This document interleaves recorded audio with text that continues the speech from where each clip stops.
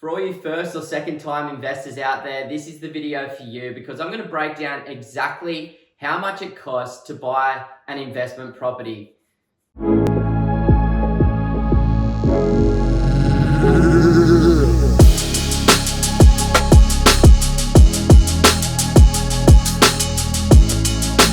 Now, I just want to start with throwing out a little disclaimer. Now, this is not financial advice and I am not a mortgage broker.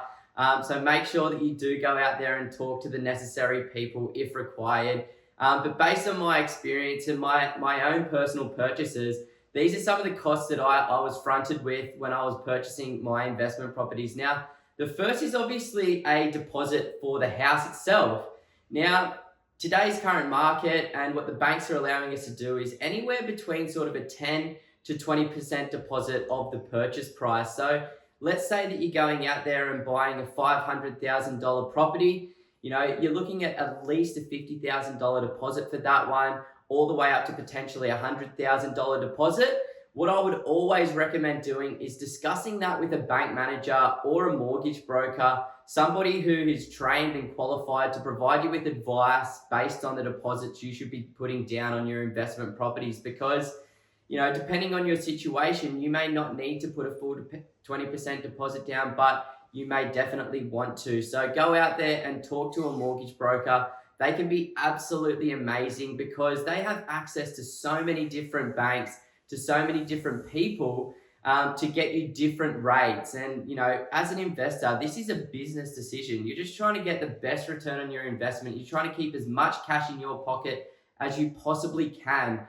So make sure that you talk with a mortgage broker, or if you're doing it yourself, make sure you talk to a number of different banks so you can try and get a nice competitive rate to reduce the amount that it costs to hold that particular property. The second thing is stamp duty. As an investor, we need to pay the state a tax essentially to purchase that property, to transfer it over into your name. Now, this varies state to state around Australia, but it's really, really simple to go out there and figure it out. You just jump onto Google and type in, for example, Queensland stamp duty, and then you'll access the link there. You can put in the initial purchase price. You can say that you're a property investor, and then it'll spit out a stamp duty calculation of how much it's going to cost. Now, when I purchased my investment property at around the $380,000 mark, I had to personally pay stamp duty of about $12,000 for that particular purchase. So it can be quite high, so make sure you jump online and have a look. The next one is soliciting or conveyancing costs. This is very important to make sure that you're settling on the contract properly and make sure that you're not missing absolutely anything, making sure that you're dotting the I's, crossing the T's, and getting everything organized. Now, a very cheap conveyancer or solicitor is probably going to charge you around, you know, $1,000, $1,500, but it can go all the way up to $3,000 for a really good one. So, you know, make sure that you shop around as well. Maybe ask somebody in your family who they've previously used so you can get a referral to somebody and then go out there and get one. Absolutely important to make sure that you've got a solicitor or conveyancer helping you settle on the property, helping you negotiate with the seller's solicitors, and making sure that they're running some additional searches for you as well. Now, most soliciting or conveyancing firms are going to present you with a whole bunch of different searches that you can do. It is completely up to you what you decide to work with there, but, you know, make sure that you are getting the necessary searches done so that you're buying the property and you know absolutely everything that there is to know about that particular property. For me, when I've purchased investment properties in the past, I've just gone with the standard searches, but as I said, it's completely up to you as well. Now, the next one is building and pest. So this is for every single investor out there. You must get a building and pest inspection done because these guys are the professionals that are going to go around to the property and check on the structural integrity of the building and make sure there's no pest issues like termites or possums or rats or anything like that as well. I find it really beneficial to actually go through the building and pest inspection with the inspector himself so that he can educate me on the property so that I understand everything that there is to know. But if you can't do that, what they'll do is actually generate a report normally anywhere from 50 to 300 pages, depending on the building and pest inspector, that break down absolutely everything that you need to know about the property.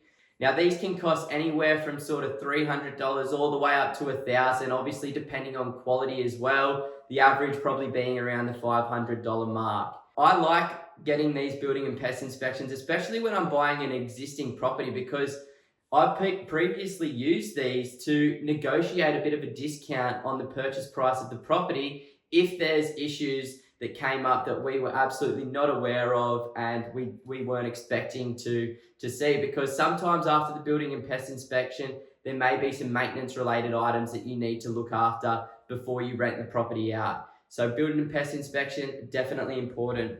Now, the next one that I personally like to get is a town planning report. So reaching out to a local town planner, and they'll conduct a report and send that through to you to give you a whole bunch of information on the block of land that you're purchasing. It will tell you the zoning, where you're located. It will tell you the fall on the property. It will tell you about any easements associated with the property, any noise restrictions or anything like that. And it can definitely help to understand where your property is located, where it's located near, potentially if there's future development potential like subdivisions or townhouses or house and granny flats or duplexes, whatever it may be. Really, really good to know about those types of things as well. Now, a town planning report can come in anywhere from sort of $250 to $500. You know, it's not necessarily required, but I like to know absolutely everything about the property that I'm buying. So I'm always going to spend that extra little bit of money to make sure that I'm aware of any potential. Now, we've previously purchased properties for clients as buyer's agents where we were planning on just buying a standard residential house. And then after getting this town planning report, the agent wasn't aware that it was actually in a next generation zone, which meant that we were able to do a small development on the block, which added significant value to that particular purchase. So, you know, can actually work out in your best interest to understand, you know, the town planning requirements for that particular property. Now, they're sort of the main fees, but then there's obviously some variable ones, maintenance being a big one as well. Especially if you're purchasing an existing property, more likely than not, there's going to be some maintenance related items that you're going to need to attend to before you rent the property out. I like to factor in sort of a $5,000 to $10,000 budget there, just to make sure that, you know, if I do need to paint internally or replace some carpets or some curtains or do a little bit of landscaping, you know, I've got a bit of a buffer there to do that so I can get that property up to a higher quality standard so that I can go appeal to a much broader range of tenants, maybe some high quality tenants as well when renting the property out as well. So maintenance can be a good thing to have in your back pocket there too. And look, if you're a person that, you know, doesn't feel confident or comfortable with purchasing an investment property themselves, or maybe you're really busy and don't necessarily have the time to go to inspections, or you don't really have these partners like a solicitor or a building and pest inspector or a town planner, then, you know, what you can actually do is employ a buyer's agent like us. You know, we run a buyer's agency where we help a very small number of people invest in real estate in Brisbane at the moment. You know, buyer's agents are located all over Australia, and you can leverage off their expertise to ensure that you get the best possible deal out there, to make sure that you don't make any mistakes and make sure that you are moving towards your goals in the future. Now, a quality buyer's agent in Australia is charging anywhere between $12,000 to $16,000 per property. So that can definitely help and definitely pay its weight in gold, especially in a hot market like we're experiencing at the moment, because real estate agents weren't born yesterday. You know, they are going to use that emotion. They're going to use your offer to drive up other offers, then drive up your offer. And what we're finding at the moment when we're competing with other buyers is people are paying ridiculous prices for properties, paying so far over market value because these real estate agents are playing them. So what a buyer's agent can sometimes do is give you that confidence to make sure that you are paying market value, to have their expertise and their experience in negotiating with these real estate agents to get you the best possible deal, So that can definitely help as well. So, property investing isn't free. You need to make sure that you leverage off these professionals to get the best possible result. So, when planning to purchase your first home, make sure that you're factoring in your 10 to 20% deposit.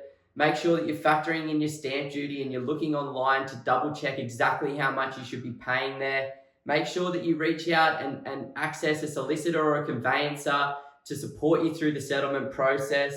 Make sure that you are definitely getting a building and pest inspection done. If you want to get a town planning report done, it is a really, really good piece of information. Make sure that you've got a little bit of money up your sleeve for those maintenance related items to get that property up to scratch, and then maybe think about potentially working with a buyer's agent. You can definitely go out there and do a little bit more research on that. Now, as I mentioned, we are buyer's agents. We do help a small number of people invest in the Brisbane market every single month. So if this is of interest to you, then you can definitely head over to our website, www.pumpedonproperty.com, and you can follow the links to lock in a strategy session with myself or one of my colleagues to kind of discuss where you're at right now and where you're looking to be in the future. And we can help educate you on the state of the market right now and help you put that plan in place for your first or second investment property to make sure that you don't make any mistakes and make sure that you're moving towards. And if you haven't already done so, please hit the red button below, subscribe to our YouTube channel, leave us some comments and share this video with somebody that needs it.